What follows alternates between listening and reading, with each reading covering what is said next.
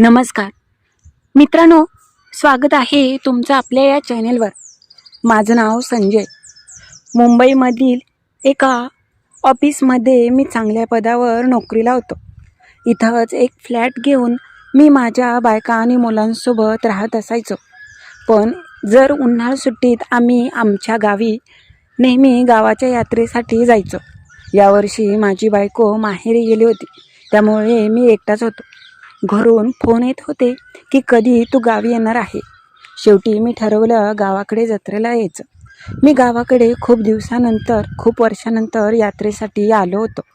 त्याच वेळेस यात्रेमध्ये माझी जुनी आणि वर्ग मैत्रीण, जिचं नाव स्वाती होतं, तिची अचानक भेट झाली। ती खूपच दिसायला आणि देखणी झाली होती, पण तिच्या मागे गावातले अजून पण तरुण लोक अगदीच होते। मी म्हटलं, काय ग, इकडे कशी? भेट झाल्यामुळे ती खूप आनंदी झाली। ती म्हटली की आली मी पण माहेरी, रात्री घरी जेवणासाठी ये। तिने मला घरी आमंत्रण दिलं होतं आणि ती म्हटली नक्की ये। मला तिचं घर माहीत होतं। मग काय, रात्री मी तिच्या घरी गेलो त्यावेळेस ती घरी एकटीच होती। घरी कोणीसुद्धा नव्हतं। हे पाहून मग काय, आमच्यामध्ये काय घडलं, रात्री तिने खूप दिवसानंतर इच्छा कशी माझी पूर्ण केली, तीच कथा आज मी तुम्हाला सांगणार आहे। पण त्याच्या आधी जर तुम्ही नवीन असाल आणि अजूनपर्यंत आपल्या या चॅनलला लाईक आणि सबस्क्राईब केलं नसेल तर आत्ता लगेच करून घ्या। चला तर मित्रांनो, कथेला सुरुवात करू। नमस्कार, माझं नाव संजय आहे। मी आता 40 वर्षातला। खूप वर्षांपूर्वी मी इकडे शहरामध्ये आलो होतो। मधल्या काही काळामध्ये नोकरी आणि घरदार, मुलं बाळ ह्यांच्यामध्ये सगळा वेळ निघून गेला आणि स्वतःसाठी वेळच नाही मिळाला। माझी बायको पण इथे नोकरी करायची। नेमकं तिच्या पण गावची यात्रा आणि आमच्या पण गावची यात्रा सोबतच असायची। मात्र आजकाल आम्ही घरी जायचं बंद केलं, कारण की नेहमीच घरी गेल्यानंतर खूप दिवस लागतात आणि जवळचे सगळे पैसे संपून जातात। म्हणून असं ठरवलेलं की यावेळी जायचं नाही। पण माझी आई खूपच तिची इच्छा असते की गावाकडे यायचं। पण त्या दिवशी मला चांगलंच आठवतंय, मला सुरुवातीला सुट्टी भेटत नव्हती, पण नंतर मला सुट्टी मिळाली आणि मी मग घरी जायचं ठरवलं। बायको आणि मुलं सगळे तिच्या घरी म्हणजे मामाच्या घरी मुलं गेली होती। मी मात्र एकटाच माझ्या घरी होतो। त्यावेळेस मग काय, मी निवांत रूमवर बसून काय करणार। मला पण माझ्या बॉसनी सुट्टी दिली, म्हणून अगदी आठवड्याभरासाठी मी इकडे गावी गेलो।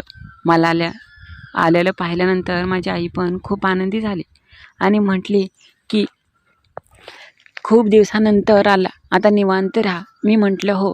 माझे जवळचे मित्र होते। आम्ही नेहमी संध्याकाळच्या वेळेस गावाच्या यात्रेमध्ये फिरायला जायचो। अजून यात्रा जास्त काही एवढी मोठी भरली नव्हती, त्यामुळे मित्र वगैरे नुसतं त्यांच्यासोबत फिरण्याला एक वेगळाच आनंद मिळायचा। त्या दिवशी मला चांगलंच आठवतंय, मी आणि माझ्या जवळचा मित्र होता, ज्याचं नाव सचिन होतं। आम्ही दोघं दुपारच्या वेळेस गावामध्ये फिरत होतो। अचानक बाजूलाच एक खूप मोठा आईस्क्रीमचं दुकान होतं आणि तिथे खूपच बायका होत्या। मित्र मला घेऊन तिथे गेला। आईस्क्रीम खात असताना एक बाई सारखी माझ्याकडे पाहत होती, असा मित्र म्हणत होता। अचानक माझी नजर तिच्याकडे गेली तर साधारणतः अगदी 40 मधली असेल ती, पण दिसायला देखणी आणि तेवढीच मादक होती। अंगाने थोडीशी धनदाकट आणि थोडीशी लट्ट होते। रंग गोरापान होता। अचानक माझी नजर तिच्याकडे गेली आणि मी आश्चर्यचकित झालो। ती तर ओळखीची वाटत होती।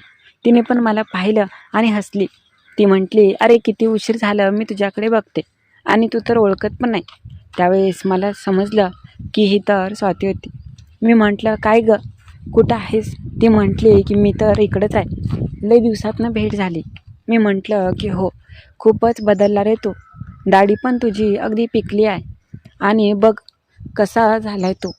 मी म्हटलं हो, आम्ही लास्ट टाईम खूप एन्जॉय केला होता। त्यावेळेस मग असंच बोलता बोलता मित्राला मी सांगितलं, ही माझी वर्गमैत्रीण आहे, खूप दिवसानंतर भेट झाली। मी म्हटलं कुठे असते? त्यावेळेस ती म्हणते मला पुण्यात दिलं आहे। मी म्हटलं होय का, मग काय म्हणते तब्येत? घरचे कसे आहेत, मालक कुठे आहेत? त्यावेळेस ती म्हटली कशाचं, त्यांना सुट्टीच मिळत नाही आणि गावाकडे इकडे यायला नको म्हणते ते तिकडेच आहेत कामानिमित्त, येतील 1-2 दिवस. त्यावेळेस मी तिच्याकडे पाहत होतो. काय तिची सुंदरता, आधी सगळ्यात अगदी सडपातळची होती, मात्र आता खरंच खूपच भर पाडला होता तिच्या सौंदर्यामध्ये. सगळी लोक आम्हा दोघाला बोलताना पाहत होती. खूप लोकांना आश्चर्य वाटत होतं की हा कोणाशी बोलतोय. अशीच ओळख झाली. त्यावेळेस ती म्हटली, बरे आता भेट झाली तर संध्याकाळी जेवणासाठी घरी ये. मी म्हटलं की हो येईन की. तिने म्हटली, आधी मी राहायचे तिकडेच. तिने पत्ता वगैरे सांगितला आणि जेवणासाठी घरी बोलवलं. मी म्हटलं हो नक्की येईन. आणि तिथून नंतर आम्ही थोडंसं फिरलो यात्रेमध्ये आणि नंतर खूप कंटाळा आल्यावर दिवस मावळ्या घरी आलो की खूपच मला कंटाळा आला होता. एकतर दुपारी खूप उन्हामध्ये फिरायला गेलो होतो आणि आळस पण खूप आला होता. आलो की झोपलो आणि संध्याकाळ अचानक मला आठवलं की स्वातीने तर जेवणासाठी बोलवले. संध्याकाळचे 8 वाजले होते. त्यावेळेस माझा शेजारचा मित्र संजय, शेजारच्या मित्रा सचिनच्या घरी मी गेलो. त्यावेळेस सचिन मात्र घरी नव्हता. काकू म्हटल्या की कुठे गावामध्येच गेला असेल. मोबाईलला मी फोन लावत होतो त्यावेळेस मोबाईल तर त्याचा लागतच नव्हता. कदाचित गावामध्ये खूप गर्दी होती त्याच्यामुळे मोबाईल कोणाचे चालतच नव्हते. म्हणून आता मला एकट्यालाच स्वातीच्या घरी जावं लागणार होतं, कारण की मी तिला बोललो होतो येईन म्हणून. तिने पण अगदी ठणकावून सांगितलं होतं की ये संध्याकाळी. मग काय, मी पहिल्यांदाच खूप दिवसानंतर त्यांच्या घरी गेलो. शेतातल्या वस्तीवर त्यांचं घर होतं. आजूबाजूला सगळं शेती. खूपच बदल झाला होता. पण मला तिचं घर माहिती होतं. खूप लांबून ती इकडे शाळेसाठी गावामध्ये येत असायची. पण आता खूप बदल झाला होता तिकडे. तसंच मी गेलो. आजूबाजूला थोडेसे घरं पण झाली होती. मी आल्यानंतर सुरुवातीला बाहेरच उभा राहिला आणि दिसते का बाहेर पाहिलं. तिच्या घरात कोण असलं की उगाच काहीतरी म्हणायचं म्हणून. त्यावेळेस मला पाहून अचानक तिला खिडकी उघडली आणि मी दिसलो. ती म्हटली, अरे कधी आलाय? मी म्हटलं, अगं आत्ताच आलो, ये ना बाहेर. ती बाहेर आली आणि म्हटली, ये लवकर. मी म्हटलं की हो. गाडी तिथेच त्यांच्या घरासमोर लावली. मी म्हटलं की मग घरातले कुठे गेले? ती म्हटली, अरे काय सांगू तुला, घरचे सगळे गावामध्ये गेलेत. ती म्हटली की दादा, वहिनी, त्यांची मुलं आणि आई वडील पण गावामध्ये गेलेत. आता तुझ्या पुढेच गेले ते. मी म्हटलं होय का? मग असंच बोललो. तिने मला बसायला सांगितलं आणि पाण्याचा ग्लास दिला. ती मात्र आज फक्त नाईट गाऊनवर होती. खरंच तिचं सौंदर्य अगदी उठून दिसत होतं. खूपच गाऊन तिला वेगळ्याच प्रकारे बसला होता. शहरात राहून ती चांगलीच गोरीपान पडली होती. आधी खूपच सावळी पण होती. आता तिच्यामधला बदल माझ्या नजरेसमोरून चुकत नव्हता. माझी नजर पुन्हा पुन्हा त्याच्याकडे जात होती. तिने मला बसायला सांगितलं आणि चहा ठेवते म्हटलं. मी म्हटलं, अगं टाईम आहे का आता चहाचा? त्यावेळेस ती म्हटली, बरं जाऊ दे, डायरेक्ट जेवणच वाढते. अरे तुझा नंबर पण नाही घेतला दुपारी. म्हटलं येतोय की नाही, तरी मी घरी थांबले म्हणून बरं झालं. मी म्हटलं हो. तसा आज गावामध्ये कार्यक्रम होता ऑर्केस्ट्राचा, त्यामुळे जास्त करून लोक गावामध्ये नाही तिकडेच असायचे. आणि तिने मला जेवण वाढलं. तिने आधी जेवण करून बसली होती. माझ्यासमोरच मोबाईल पाहत ती कोणाला तरी बोलत होती. त्यावेळेस मला दिसलं की तिच्या बोलण्याच्या वरून समोरचा व्यक्ती चांगलाच अगदी लाडात आला आहे. आणि ही पण माझ्यासमोर अशी काही बोलत होती जणू काही तिचा कोणीतरी जवळचा मित्रच असल्यासारखं. मी जास्त लक्ष दिलं नाही. माझं जेवण झालं. त्यावेळेस आम्ही नंतर बाहेरच्या सोफ्यावर जाऊन बसलो होतो. काय रे, मग काय चाललंय? मग घरची बायको वगैरे कुठं असते? मी म्हटलं की ती पण आता नोकरी करते, पण ती गेली आता माहेरी. तुझ्या बायकोचं बरं आहे बाबा, चांगला नवरा भेटलाय. मी म्हटलं, चांगला? एवढा तरी नाही चांगला मी. ती म्हटली, का रे, मला तुझ्यासारखा जोडीदार पाहिजे होता. खरंच तू खूपच सुख देत असशील बायकोला. अचानकच तिचे हे शब्द ऐकून मी आश्चर्यचकित झालो. मी म्हटलं, नाही गं, ती नोकरी करते आणि ती पण कमवते, त्यामुळे काय पैसे राहतात थोडेफार. हो ते तर आहेच रे. त्यावेळेस ती मला म्हटली की पहिल्यापासूनच मला तू खूप आवडायचा. अगदी उंच आणि धिप्पाड होता.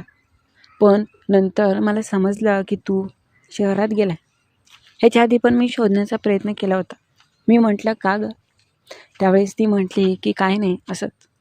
त्यावेळेस आमचं असंच बोलणं झालं. बोलता बोलता ती मला म्हटली की तुला एक बोलू का? मी म्हटलं हो. दुपारी ज्यावेळेस मी तुला पाहिलेलं त्यावेळेस मला कसं तरीच होऊ लागलं होतं. मी म्हटलं कसं तरी म्हणजे? त्यावेळेस ती म्हटली काय माहीत, पण खूपच आवडला होता आणि माझी तुझ्यावरून नजरच हटत नव्हती. तू यायच्या आधी कितीतरी वेळा मी तुझाच विचार करत होते. बाई गं, खरंच खूपच देखणा दिसतोय आधीपेक्षा. मी म्हटलं हो, तू तर काय कमी आहे बाई. तुझ्यात पण सौंदर्यात चांगलाच भर पडला की. एवढी सगळ्या लोकांची गर्दी होती, पण मी बरोबर तुला पाहत होतो. काय तुझं ते दिसणं, आणि खरंच खूपच बदल झालाय, खूप मादक दिसते. ती म्हटली की आवडले का मी? मी म्हटलं हो, कोणाला नाही आवडणार, कोणाला पण तू आवडशील. एवढंच तुझं सौंदर्य अगदी भरून दिसते.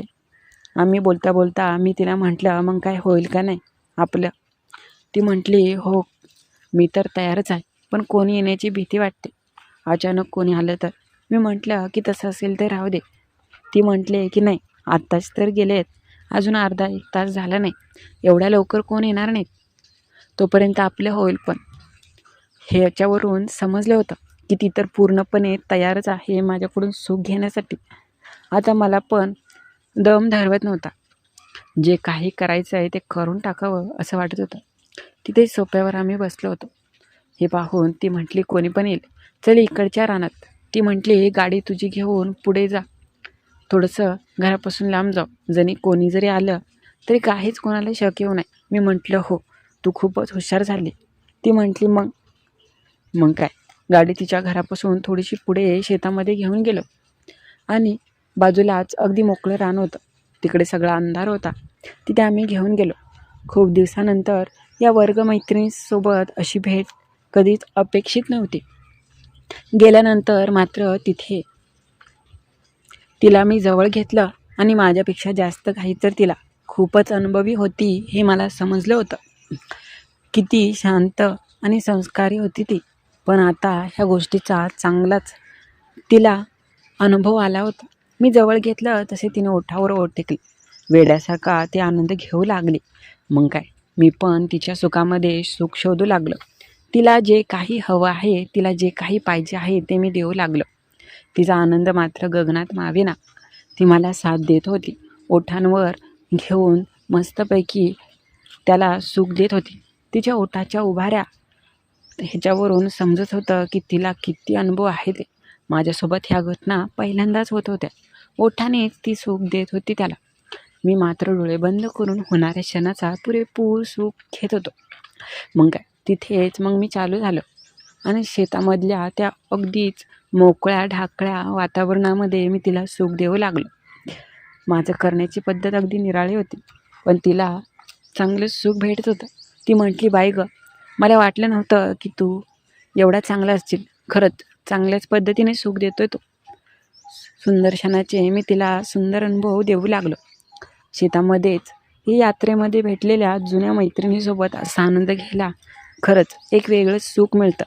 खूप दिवसानंतर आज मला असा आनंद तिने दिला होता. त्या दिवशी आम्ही काही थांबलो नाही. त्या रात्री एकदा दोनदा झालं, पण तिथून पुढे जेव्हा जेव्हा ती मला बोलवायची तेव्हा असंच मी आनंद घ्यायचो. आज ह्या गोष्टीला साधारणतः वर्षभर होत आलं. या पण वर्षी ती येणार आहे आणि मी पण यावर्षी वेगळं काही करण्याची खूप इच्छा आहे. तर कशी वाटली कथा ते नक्की कळवा. तुमच्यासोबत घडलाय का कधी असा प्रसंग? तो आम्हाला कमेंट करून नक्की कळवा. तर नवीन असाल तर चॅनलला नक्की लाईक सबस्क्राईब करा.